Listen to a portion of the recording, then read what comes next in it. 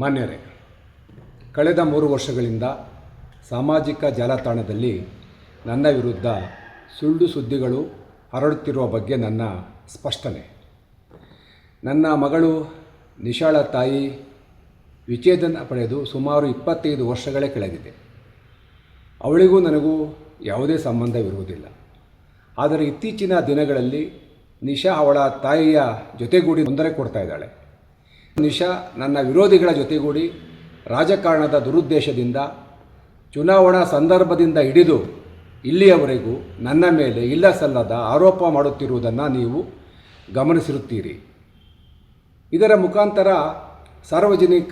ಸಾರ್ವಜನಿಕವಾಗಿ ಅನುಕಂಪ ಗಿಟ್ಟಿಸಿಕೊಳ್ಳುವ, ನನ್ನ ತೇಜೋವಧೆ ಮಾಡಿ ಸಮಾಜ ದೃಷ್ಟಿಯಲ್ಲಿ ನನ್ನನ್ನು ಕೆಟ್ಟವನಾಗಿ ಬಿಂಬಿಸುವ ಪ್ರಯತ್ನ ಅವಳದು.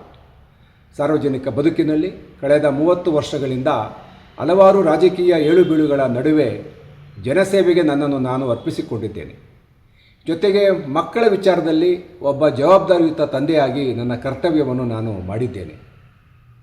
ನನ್ನ ಮಗಳ ಮದುವೆಯ ಪ್ರಯತ್ನದಲ್ಲಿ ಅವಳ ಮತ್ತು ಅವಳ ತಾಯಿಯ ಸಹಕಾರ ಸಿಗಲಿಲ್ಲ. ಆದರೆ ಅವಳು ಹರಡುತ್ತಿರುವ ಒಳ್ಳರಂಜಿತ ಕಪೋಲ ಕಲ್ಪಿತ ಸುಳ್ಳು ಸುದ್ದಿಗಳಿಗೆ ಜನಸಾಮಾನ್ಯರು ಕಿವಿಗೊಡಬಾರದೆಂದು ನಾನು ಮನವಿ ಮಾಡ್ಕೋತೀನಿ.